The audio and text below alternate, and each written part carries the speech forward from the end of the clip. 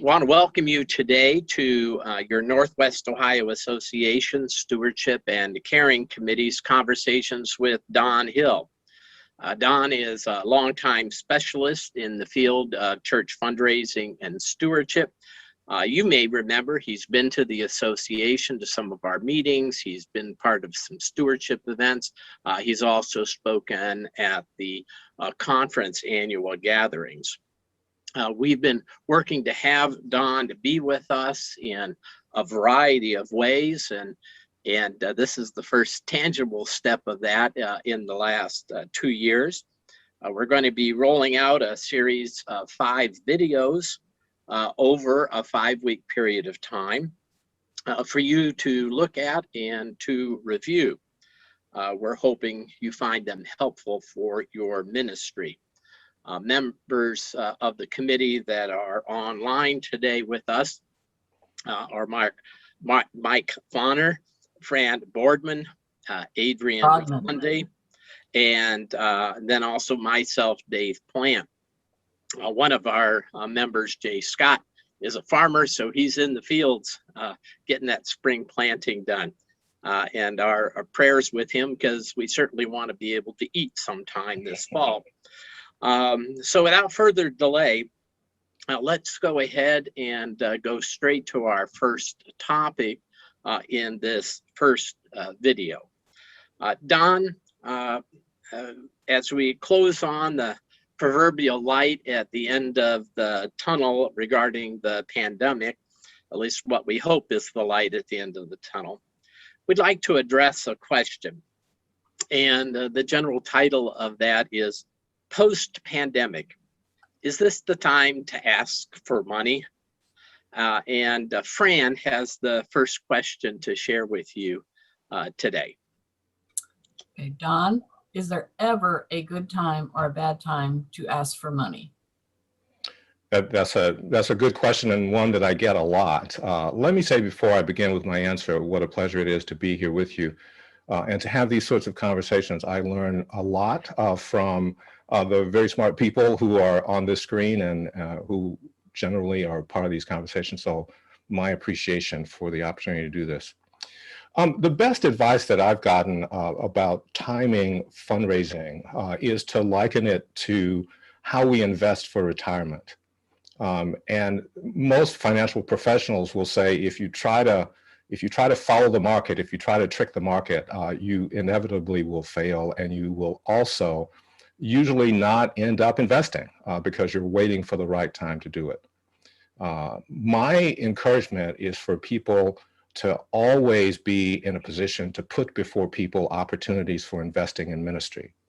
Now, that having been said, you know, the environment will call for us to tweak our timing sometimes. I was involved with a faith-based organization last year that had been building towards a capital campaign. We did a feasibility study talking to some of the donors who said pretty clearly that this was not exactly the time to do it, not because they didn't support the work of that organization, but in the hierarchy of what they wanted to support, feeding people, making sure that the church was able to continue its ministry came before that. So that organization decided to delay that major campaign. While they delayed that campaign, though, they are taking the opportunity to build their base by doing an annual fund campaign this fall and by talking to their donors about how COVID has impacted their ministry. So there's not a good time, there's not a bad time to raise money. We should always be in the business of offering people the opportunity to participate in the work that we do through their giving. But there are moments that we need to consider how we engage people and who we engage. Another example is, you know, this has been a difficult economic time for many of us, and so many of us are not in a position to make significant gifts. But that retired school teacher who has a nicely funded IRA might be able to make a gift and might be eager to do so to ensure that the church's ministry continues and that we continue to do the work that we're called to do. Is that an answer that works for you? What is that the experience of others? Yeah, I think that was very well thought out, and I think it does speak well to that question. Okay, great, great. Is it possible to think about that also as just an understanding that no matter how much we think about whether this is a good or bad time, that we might find out we make an ask and it turns out to be a bad time, and not to pound ourselves over the head too much about that? Is that a fair assessment? I'm sorry, David.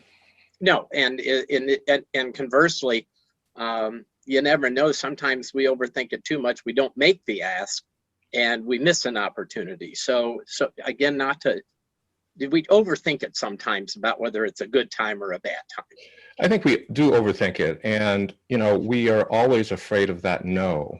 But we always have to remember that if we do our work well, a no is not really no, is not right now. Because if we cultivate people to an understanding of our vision and our mission, and if we do our segmentation well, we need to ask people who are ready to be asked, then more than likely that no is, I can't do it right now for whatever circumstance. Come and talk to me at a different time. That's been my experience, at least, in fundraising. If we do fundraising badly, without doing the cultivation and without doing an appropriate ask, of course, we're going to get perhaps what we might consider to be a nasty no. So the preparation is really essential to do. Okay. Well, maybe that leads us logically into the second question we had identified, and I think Adrian was gonna answer that, ask that question. Adrian. Sure, Don.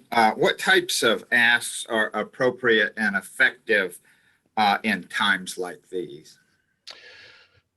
Well, the disruption that COVID has caused in our life has presented some opportunities for us, I believe. It has led people to think about the institutional church and its role and how important that is in our lives and the lives of so many others. I think we're in a place where people are skeptical, might be too strong a word, but worried about the institutional church and its role and its sustainability. And I think the durability of the church in these times really has been proven to many people. So asking for support of the church, I think, is important to do. Always, though, in asking for support of the church, it's important to tie it to mission. The reason people have continued to support the church, even in these times, and the word I get is that despite the worries that most of us had about what would happen when people would not be able to gather in person to giving programs, my understanding is that most church giving has been maintained, if not enhanced, during this period of time. So I think this is a time when we can make the case forcefully for the church as an institution and the church as a missional center for God's work. So I would say, first of all, that. I think there's also an opportunity for us to continue the path of innovation that this has required of us. I was talking to a pastor the other day who said, this moment will allow him, it was a he pastor, to perhaps begin to implement some things that he's wanted to do for years and years, but the disruption has allowed us to do that. I was also involved with a seminary during the beginning parts of this, and the faculty at the seminary had said that it would take 2 years in order for us to have a robust online presence. Well, this disruption meant that we had to put it together within a month, and we found out that we could do it. So I think that's number two, looking at the future of the church and how we can equip the church to do the work in very changed circumstances. The third area that I would suggest is an appropriate and good ask is planned giving. And we'll talk about this a little bit more, I think, in a subsequent video. But times like these often impel people to think about both their financial situation and, frankly, their mortality. And so in times of crisis, many people get to that financial advisor and get to that estate planning attorney and say, I need to look at my estate plan. I need to look at my will. I need to look at my financial plan. And that's a time when we need to remind people, I think, that number one, that's good stewardship, that, making plans for the disposition of the assets that we've accumulated over the course of our lives is really a faithful thing to do. And secondly, that the church has been an important part of their lives, and hopefully they will consider a gift to the church in that estate plan. So that's the third area that I think is really important to do. Again, I want to say though that it all needs to be mission focused. That the reality is that people give to vision, they give to success in mission. We need to be about the work of defining what that success is, and we need to be ambitious, audacious even, in thinking and planning for what the church can do. And that is what will attract, I think, the type of giving that will sustain the church and make it a real player going forward in people's lives. Great.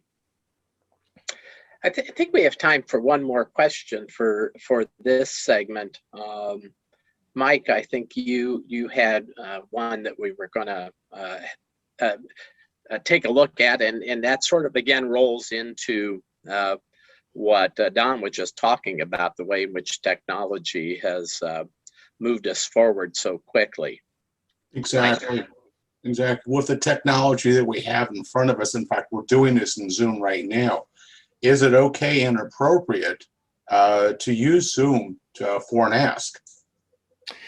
I think it might be. I think, and I assume you mean by that a one-on-one ask in addition to sort of a group ask that you might do.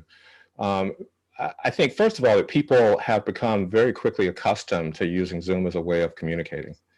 And so that comfort level means, I think, that we can have conversations that we wouldn't have imagined we'd be thinking about having even a year ago. I want to emphasize, though, that even though I say that's true, I think it's always important to look at that individual or that family and make the ask appropriate for their context. There will be people who will be completely comfortable with technology and doing that conversation. There'll be other people who won't. So as a general rule, my belief is, yes, it's possible to do that. Of course, it is always best to make an ask sitting across from someone. But in the absence of that, I think it would be a mistake for us not to ask because we can't do a face-to-face conversation. Especially if that person is ready, in our estimation, to make their gift. So that's my view. You're a computer guy, though, Mike. Do you have some thoughts on that? Well, it's I agree with you when you say it's always better to have it one-on-one, face-to-face.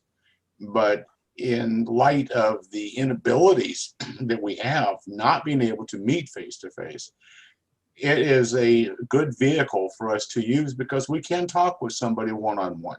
Mm-hmm. And we can get down to the personal type of conversation we would have on a face-to-face basis. I think the important thing is that if we are at the point where, as you said, we feel that they are ready to commit to an ask, is if we don't ask the question, we will never get the answer. That's exactly right. There are two rules of fundraising. If you don't ask, you won't get a gift, or at least a gift that is as large as it might be. And second, you need to ask someone who has the capacity to make a gift. So that fits in with that pretty well. Great, thank you.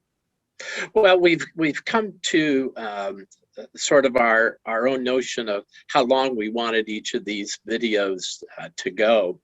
So I'm going to move us, end this segment with a thank you to Don for being here with us all today. And for all of you in the Northwest Ohio Association or beyond who might see this once it's posted on the association website. We've been working over the last couple of years. Our hope was to bring Don in to run a pilot program with some churches who were interested in doing a full year consultation with him. We'll talk more about that at another time following the production of these videos. But we do want to hear some of your feedback. So please contact through the association office, the email that will be provided on the association website to let us know if this was helpful. If there were other follow-up questions, we hope to roll out a video each week. And once we get the first one out, then there'll be another one the week thereafter, etc. And let us know if they're helpful to you. And of course, there's always will be the opportunity for you to talk to Don directly. And as we talk about a pilot program of bringing churches together around stewardship, to be able to invest some time and energy in how that might work, hopefully starting in the fall. So thank you all for being here today, and look forward to having the next conversation.